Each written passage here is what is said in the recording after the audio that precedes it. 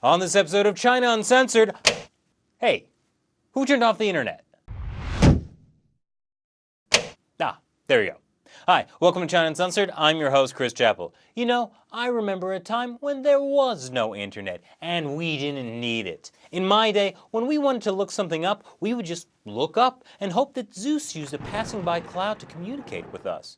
When that didn't work, we would have to wait for a blind poet to incorporate the requested information into a 40-hour-long epic poem. And if we were interested in someone, we didn't Facebook stalk them, we just stalked them. Got our exercise too.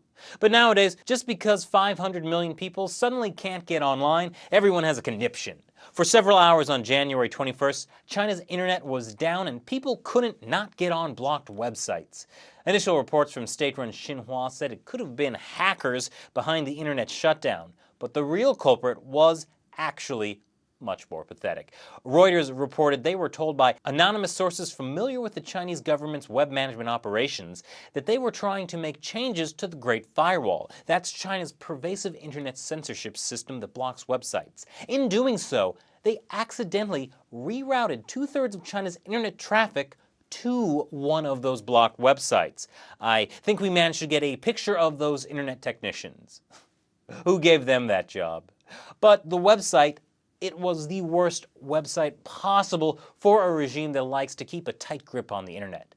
About 1 million requests per second were sent to an internet address owned by Dynamic Internet Technology, a company that provides anti-censorship software specifically to Chinese internet users that allows them to get past the firewall.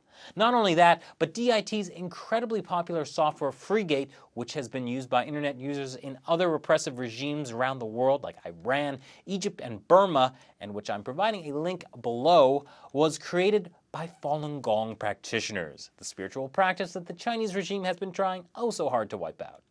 Here's what likely happened, according to the experts. The Great Firewall blocks websites using something called DNS poisoning. DNS is like a directory for the internet. When you type in youtube.com, it looks up YouTube's IP address, which looks like a string of numbers, and sends you there.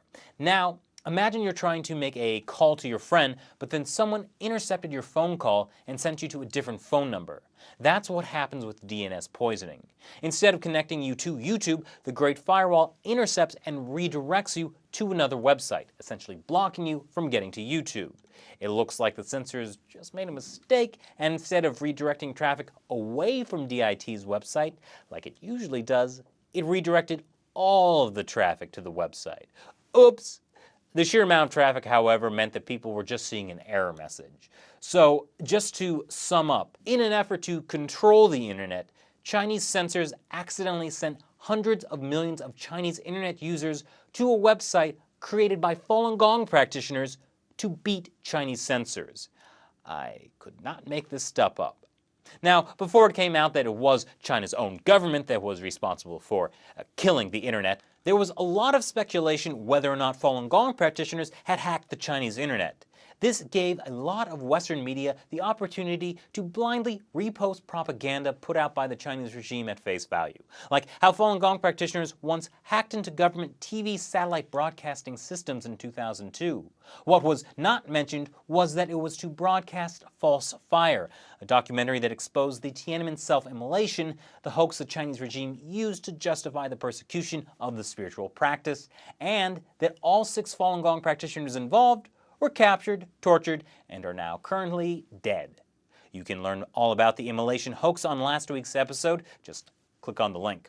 But so this makes me think. Falun Gong has been getting in the news a lot lately, but it seems like a lot of people still don't really know what it is or why it's being persecuted. So I don't know. Do you want China Uncensored to cover it?